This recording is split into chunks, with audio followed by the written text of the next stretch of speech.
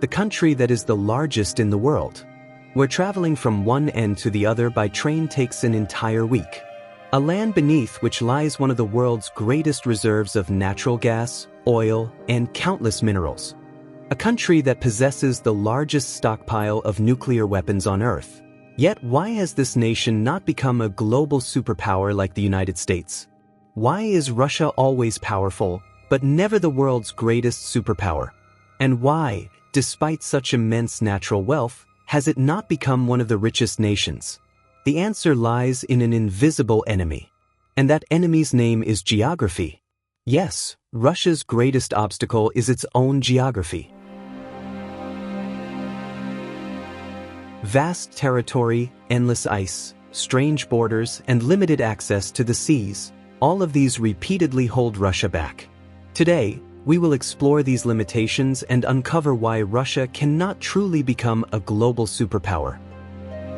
Russia is the largest country in the world by area. Everyone knows this fact. But do you know how much of Russia is actually livable? Only 35% of its land is suitable for habitation. The remaining 65% is permanently frozen, known as permafrost. No farming is possible there. Roads cannot be built easily. Even houses are difficult to construct. The endless ice of the north, Siberia's frozen soil, and the empty tundra plains, all combine to make Russia's vast size an illusion. The country is large, but its population density is very low. Resources exist, but the manpower to exploit them does not. This is where Russia's paradox begins. This vast empty land has not made Russia stronger. Instead, it has made governing the country far more difficult. Only 10 to 12% of Russia's land is arable. Food security, agriculture, and population all depend on cultivable land. Even this small portion cannot be farmed year-round. In many regions, summer lasts only 60 to 90 days. The rest of the year, the land is nearly useless for farming.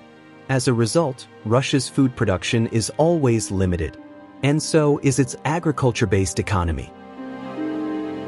Low population may seem like a blessing for food security, but in reality, it is not. The United States has 342 million people, China has 1.4 billion, India has 1.42 billion, Russia? Only 146 million. And these 146 million people must defend 17 million square kilometers of land. A task that sounds difficult, and in reality, is even harder. Worse still, Russia's population is shrinking. It is one of the fastest aging nations in the world. Fewer young people, more elderly. In such a reality, a country can remain militarily strong, but it cannot become an economic superpower, because economies run on people. Without people, how can an economy grow? To be a true superpower, a nation must dominate the seas. Britain once did. The United States does today. China is on its way. But Russia? None of its major ports remain ice-free year-round. What Russia needs most is a warm water port, where seas do not freeze in winter, and which connects freely to global trade routes. Almost all Russian ports are icebound. Murmansk in the Arctic is frozen for much of the year. Vladivostok, Russia's largest Pacific port, is blocked by ice for 4 months, and surrounded by the Sea of Japan, heavily influenced by Japan. St. Petersburg depends on the Danish Straits, controlled by NATO member Denmark. So how can Russia's navy dominate global sea routes? Without maritime dominance, no nation can be a true economic or military superpower. Russia's most important military port is Sevastopol, in Crimea. It is a warm water port, but the problem lies in access. To leave Sevastopol, ships must pass through the Bosporus and Dardanelles Straits, controlled entirely by NATO member Turkey.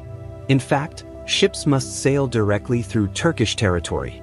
This means Russia's most vital sea routes are controlled by rivals. In wartime, its navy would be trapped. With such severe limitations, can any nation become a superpower? Another major problem: Russia's open borders. Surrounded on all sides with few mountains or natural barriers. Especially in the west, the North European plain offers no protection. For 500 years, Russia has been invaded repeatedly from this direction. By the Poles in 1605. By the Swedes under King Charles XII in 1708. By Napoleon's French army in 1812. By Germany in both World Wars, 1914 and 1941. Now NATO grows stronger in the same region. Russia remains perpetually vulnerable to attack. This forces the nation to focus more on defense, while economy, trade, and development fall behind. And not just the West. A future threat looms in the east, near China. Russia's eastern lands are vast, but sparsely populated. China, meanwhile, is bursting with people. Sharing a border with China means Russia's east is never truly secure.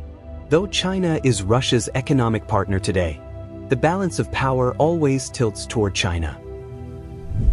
Siberia's oil, gas, and resources are increasingly dependent on China. Large numbers of Chinese migrants already live in Russia's Far East.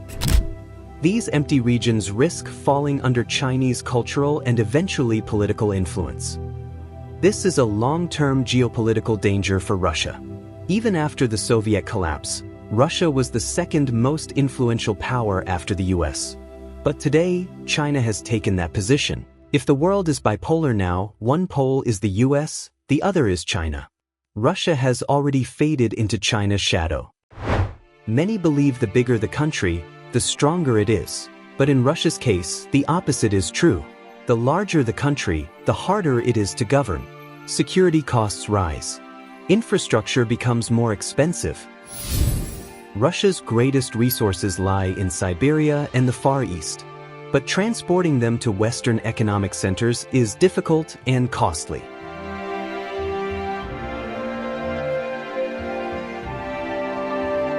When a nation struggles to manage its own house, how can it manage the world's? Russia's economy also suffers because of geography. It relies heavily on oil and gas. This means whenever oil prices fall, Russia's economy collapses.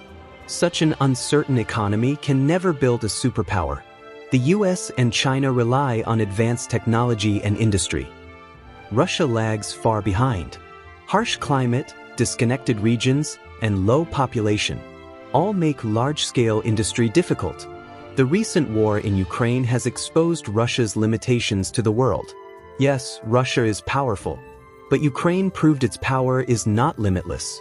Logistics are slow. Supply lines are weak. On the battlefield, Russia's strength often fails to meet expectations. Once again, geography plays a decisive role.